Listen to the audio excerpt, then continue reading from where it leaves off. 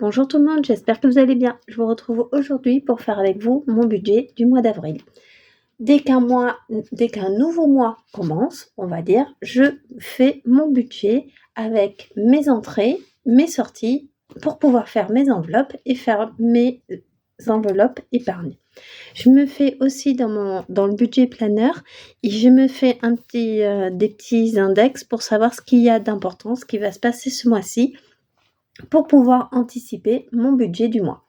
Donc, bienvenue sur ma chaîne. Moi, c'est Virginie. Je vous fais un petit récap pour les nouvelles personnes qui arrivent et pour que vous puissiez comprendre la situation que je vais vous décrire dans la suite de la vidéo. Donc, je suis avec mon chéri. On a un garçon qui a une dizaine d'années. On travaille tous les deux en CDI. Et on est propriétaire d'une maison qu'on a terminé de payer depuis le Covid, on va dire. On a également 3 voitures sur lesquelles on n'a pas de crédit. Une fois que ça c'est dit, on va pouvoir s'attaquer à mon budget. Allez, c'est parti. Donc, les ressources. Donc, les salaires, pour moi, c'est les ressources, ça va être le salaire. Et on va partir sur 2500 €. Donc là, il suffit de mettre tout ce qui va rentrer sur votre compte au début du mois. Ça peut être les APL, ça peut être tout ce qui va rentrer. Donc, vous mettez ça. Donc moi, on part sur 2500 €. Donc, je vais faire ma bascule sur 2500 €. Ensuite, on va calculer les dépenses fixes et les dépenses variables. Ce sont des choses que, quoi qu'il arrive ce mois-ci, c'est obligé que ces charges, elles passent. Donc, il va falloir les prendre en compte.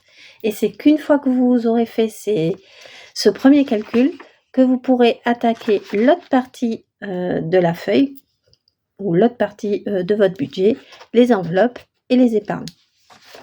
Allez, c'est parti. Donc, moi, j'ai des frais de carte à la BNP, 10 €. Ensuite, il y a l'EDF. On en a... Alors, l'EDF, justement, je viens de recevoir ma facture de régularisation, comme je reçois chaque année. À cette période-là, je reçois ma facture et je paye les autres mois, je payais 100 € par mois. Là, ils me l'ont réduit, coup de chance. Maintenant, ça va être 80 € par mois. Et je vais avoir une régule, ils vont me régler. Au mois là d'avril, je vais toucher 100 €. Donc les 100 €, je ne vais pas les toucher parce que je ne sais pas exactement quand est-ce qu'ils vont me les virer. D'ailleurs, je pourrais l'écrire, plus 100 € EDF, point d'interrogation. Parce que ça, à un moment, je vais les toucher. Mais je ne sais pas quand pour le moment. Et donc, ils m'ont dit qu'ils allaient me prélever maintenant 80 €. Donc, ce n'est plus 100 € que je vais mettre, c'est 80 € que je dois mettre. Ensuite, j'ai l'eau, 40 €. Ensuite, j'ai la mutuelle. Ça, c'est une mutuelle que j'avais pris en plus de ma mutuelle qui est obligatoire à mon travail. C'est une mutuelle, on va dire une surcomplémentaire. Ensuite, les téléphones, on en a 2 et on paye 20 €. On paye 10 € chacun. Mon chéri 10 € et moi 10 €. On n'a pas de forfait de fou, mais enfin ce sont des forfaits qui sont très très bien et qui nous conviennent très bien. Moi je suis chez SFR, donc ça me fonctionne très bien. Et par contre le téléphone c'est moi qui me l'achète, donc je me fais une enveloppe ou via un défi je m'achète mon téléphone quand j'ai besoin. Donc voilà. Ensuite les assurances. Donc là, c'est l'assurance de la maison et l'assurance de nos 3 voitures. On en a pour 130 €. Ensuite, la box internet, 50 €. On est chez Orange, ça marche très bien. Donc on y reste, on est très satisfait. On a Netflix, on est à 20 €. Et ensuite, on paie des impôts, 100 €. Donc ça, quoi qu'il arrive ce mois-ci, quoi qu'il se passe, je devrais payer ces montants-là. Ça sera directement, ça ce sont des montants qui sont directement prélevés au cours du mois sur mon, ça fait un reflet, sur mon compte bancaire. Donc tout au long du mois, je prends, on va dire tous les dimanches, je prends mon stabilo et je viens noter toutes les prélèvements qui sont passés et si ou pas ça s'est correctement passé, si les sommes que j'avais mises sont correctes. Donc on a 10, 80, 40, 20, 20, 130, 50, 20 et 100. Non, j'ai dû me tromper. On recommence. 10, 80, 40, 40, 130, 70 et 100. 470 €. Effectivement, ici, j'écris 470 €. Donc ça, ne vous fiez pas, on va dire que chaque budget est différent. Les charges fixes ne sont pas les mêmes pour tout le monde et ça, c'est un exemple et c'est mon exemple que je vous fais voir. C'est mon exemple de la réalité, hein, mais ne cherchez pas à exactement avoir les mêmes postes. Vous n'aurez pas les mêmes, c'est sûr et certain. Ensuite, on passe aux charges variables.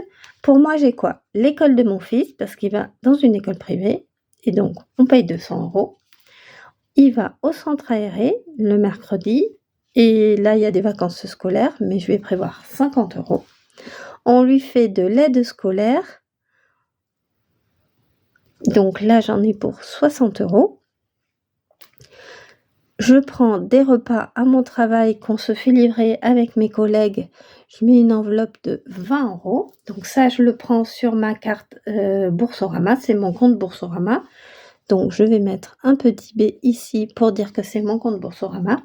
Et ce mois-ci, quelque chose de très important, ma voiture. Je sais pas si vous vous souvenez, mais au mois de novembre 2023, on a garé notre voiture, dans notre rue et il se trouve qu'il y avait des travaux dans notre rue justement et on a découvert un matin en reprenant notre voiture que notre voiture avait été percutée. Donc en fait, elle avait un gros impact devant.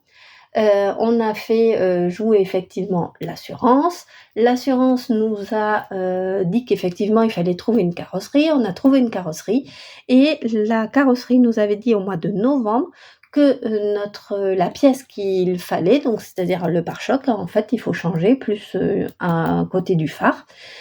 Ça nous a pas empêché de rouler avec, quoique. Ça faisait, vraiment, très, très, très, très, enfin voilà, bon bref, c'est pas grave, de toute façon, c'était en attente, donc on l'a fait. On n'a pas trop utilisé d'ailleurs la voiture, mais quand même et donc il nous avait dit qu'il ne pouvait la prendre qu'au 15 avril. Donc là, ce mois-ci, au mois d'avril, j'ai appelé pour leur dire: «Est-ce que c'est toujours d'accord pour nous prendre notre voiture?»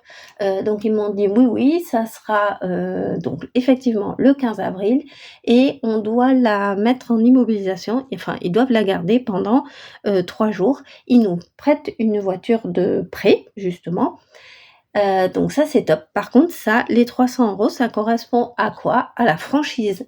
Donc attention à votre franchise parce que, je sais que ma maman avait eu un souci et elle avait une franchise de 600 €, donc c'est pas la même, hein, à sortir. Là on a, 300 €. Donc je sais pas, comment je vais la régler cette franchise. Est-ce que je la paye directement à la carrosserie ou, à mon assurance? Bah, je ne sais pas trop. Je verrai avec la carrosserie directement. En tout cas, je sais ça fait depuis le mois de novembre que je sais que j'ai 300 € à, à sortir, sauf que vous savez qu'en ce moment les voitures, nous font pas mal de misère. Donc d'ailleurs, enfin ça, si je peux vous conseiller quelque chose, l'enveloppe voiture, ça c'est n'y échappez pas parce que, c'est une catastrophe. D'ailleurs, je vous dis ça, en début de semaine, je me suis pris un caillou en roulant. Ça fait un impact sur mon pare-brise. Alors l'impact, il est vraiment minuscule, mais c'est sûr qu'à terme, il va falloir que je fasse quelque chose avec mon pare-brise, donc ça va faire encore un sinistre Et hier, en allant faire les courses, je me suis rendu compte que ma voiture avait un problème sur les dodanes. Bon bref, je m'arrête sur le parking, je fais mes courses. Quand je vais, on part du parking, enfin on remonte dans la voiture. Je dis à mon fils: «Tiens quand même, je vais vérifier, les roues parce que c'est bizarre qu'elle me fasse ça aux dodanes». J'avais l'impression qu'on était vraiment rabaissés. Ah bah oui, j'avais crevé la marroue avant gauche. Bon bref, j'avais et heureusement une roue de secours, mais je pense que j'ai roulé pas mal de temps avec ma roue, à plat, sans que personne m'ait spécialement, dit. Je l'ai pas spécialement senti à la voiture, enfin j'ai bien senti aux dodanes qu'il y avait un souci, mais mis à part ça, j'ai pas trop senti. J'ai pas eu non plus d'alerte sur la voiture, donc ça j'adore. Donc mon chéri est allé voir, cet après-midi et en fait il faut changer les 2 pneus. On a sur notre voiture là, 2 pneus aussi à changer, donc en fait on a 4 pneus à changer, à prévoir. Donc autant vous dire que les voitures en ce moment, après ma machine à laver, du mois dernier, ben là ce mois-ci c'est les voitures. Franchement, c'est, une galère quand la spirale est sur nous, on va dire. Donc on fait l'addition de ça, on trouve 630 €. Donc l'idée c'est de faire 630 plus 470, 1 100 €. Donc 2 500 moins les 1 100 €, il me reste 1 400 € que je dois mettre dans mes enveloppes. Une fois que j'ai fait ça, je passe à mes enveloppes. En premier, je fais mes enveloppes, pour les sous que je dois aller retirer. Donc ça on a les courses, 400 €. Même si je me dis que je vais devoir certainement augmenter, mon budget, courses parce que 400 €, j'ai l'impression que de plus en plus, j'arrive pas à le tenir. Essence, je mets 200 €. Shopping, je mets 100 €. Le resto, 80. Donc ça, ce sont des montants pour 3 personnes et au mois. Je fais pas spécialement d'enveloppe à la semaine, mais je le fais au mois et ça, c'est bien un 2. Ensuite, j'ai un petit plaisir, c'est le loto où je mets 40 €. Le marché, parce que j'aime bien aller faire le marché, j'y mets 40 €. Santé, alors je me tâtais à faire une enveloppe santé. Bon, ben, autant vous dire que, je vais la reprendre mon enveloppe santé parce que mon fils a des petits soucis à l'école, donc on doit aller voir une ergothérapeute. Donc je pense que mon enveloppe santé va y passer, que je n'aurai même pas assez, mais on va voir. Ensuite, j'ai boulangerie que je vais rajouter à ce niveau. Ça, c'est pour le pain du mois, 30 €. J'ai une enveloppe d'hiver où j'y mets 50 € et j'ai mon défi du mois d'avril où j'y mettrai 24 €. Au total, je suis à 984 €. Donc 984 €, c'est le montant que je dois aller retirer entre aujourd'hui et je pense le 2 ou le 3, quand je vais remplir mes enveloppes. C'est vraiment le montant que je dois aller retirer. Donc ensuite, je fais un calcul simple, c'est 1 400 moins 984 €. Il me reste 416 € à répartir qui vont aller dans mes épargnes. Je pourrais m'arrêter là et dire: «Bon, bah, voilà, mes charges fixes sont passées, mes charges variables sont calculées, je sais pour combien je vais en avoir. Je sais que mes enveloppes, j'ai besoin de 980 €, donc je pourrais m'arrêter là et dire: "Les 400 € vont rester sur mon compte et il y aura pas de souci". Mais en fait, si je fais ça, je me rends compte que tout au long du mois, je me dis: «Ah bah, j'aimerais bien m'acheter ça en plus» et donc je me dis: «Mais j'ai toujours 400 € et donc je les prends» et donc en fait, il se trouve qu'à la fin du mois, j'ai 0. Donc là, l'idée, c'est d'aller affecter ces 416 €, c'est d'aller les affecter dans mes catégories épargne. Donc moi, j'ai plusieurs catégories épargne. J'ai mon fonds d'urgence, Vous savez que lui, il est à 0 parce que j'ai dû le vider à cause de ma machine à laver. J'alimente les livrets, donc c'est le livret moi, mon chéri ou mon fils. J'ai une enveloppe anniversaire. J'ai mon enveloppe voiture, l'enveloppe tant attendue. La maison, parce qu'on est propriétaire et qu'on a toujours des travaux à faire. Une enveloppe école.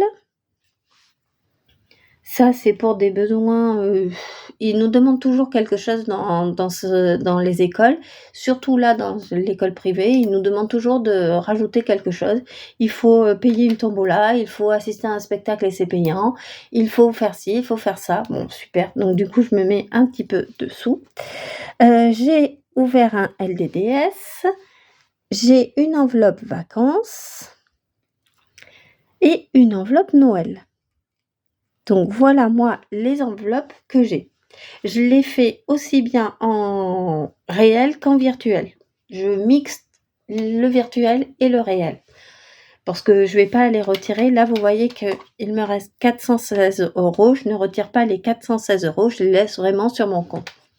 Après, il y en a où j'aime bien retirer pour voir et alimenter mes épargnes. Et puis retirer, ça me donne un petit peu. Mais bon, je le fais de moins en moins. Donc, du coup, ce que je vais faire, ma voiture, c'est sûr qu'il faut que je mette 50 €.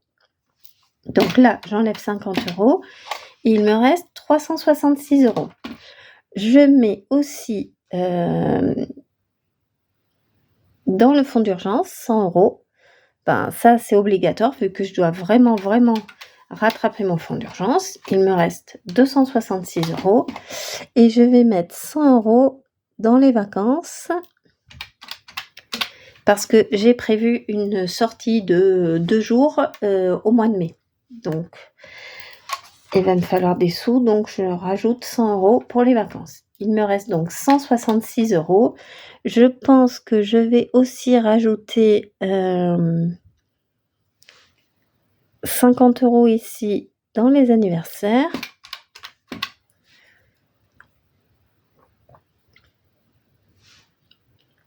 Et le livret, de toute façon, ça y fera pas de mal. Je pense que dans le livret, je vais rajouter 80 €. Et j'en suis à, il me restera un delta de 36 €. 36 € pour pas, parce qu'en fait, moi, de faire je vais quand même calculer ça, 180, 50, 50 et 100. Donc, on est à 380. Tac. Donc, le fonds d'urgence, ça sera en virtuel. Le livret en virtuel. L'anniversaire, j'irai le retirer. La voiture aussi. Et les vacances, je les laisserai. Donc, j'ai 100 € ici à retirer. Ok. En fait, donc pourquoi il me reste 36 €? Parce que la méthode budget 0, moi, ça me stresse un peu. Je sais que toujours j'aurai un plus ou moins 36 €. Je sais ici que j'ai également 100 €. Donc au total, je devrais quand même avoir un delta sur mon compte de 136 €. Et aussi, ce que je vous ai pas dit, c'est que toujours en fin de mois, s'il me reste des sous, par exemple là du mois d'avril, que j'avais prévu, ce qui se passe, c'est que je prends mes sous et je les mets directement, je vais les affecter dans une des catégories d'épargne. Comme ça, mon compte, il repart à 0, enfin on va dire à 2 500 €, ce qui va tomber. Et voilà, et donc là, je sais que j'ai 36 €, je sais que j'ai les 100 € qui vont tomber, donc j'ai à peu près 136 € où je sais que je pourrais les utiliser ou les répartir. Et si je les ai pas utilisés, hop, ça ira directement dans le fonds d'urgence. Là, je vais même pas me poser de questions, c'est ça que je fais. Donc vous voyez que la maison, j'ai rien mis, l'école non plus, le LDD non plus et Noël non plus. Moi, je pars du principe que, je m'oblige pas à mettre des sommes sur toutes les catégories parce que j'en privilégie certaines par rapport à d'autres. mon fonds d'urgence, il est plus important que Noël parce qu'on est pour l'instant qu'au mois d'avril. On serait effectivement au mois de novembre, je me poserais des questions sur mon enveloppe de Noël. Je me dirais, attention, c'est hyper important. Mais là, au mois d'avril, je préfère alimenter mon enveloppe urgence, vacances parce qu'on va bientôt partir et voiture, plutôt que, ou mon livret, plutôt que alimenter l'école ou Noël. Donc voilà, pour moi, le budget d'avril est terminé. J'espère que ça a été clair pour vous. N'hésitez pas à commenter, liker, vous abonner. Je vous fais plein de bisous. Je vous dis à très vite pour une nouvelle vidéo, certainement d'ici ce week-end. Pour vider mes enveloppes et certainement les remplir en même temps. Comme ça, je ferai une pierre deux coups et ça sera peut-être plus rapide et plus sympa de tout faire en même temps. Je vous fais plein de bisous. Je vous dis à très vite.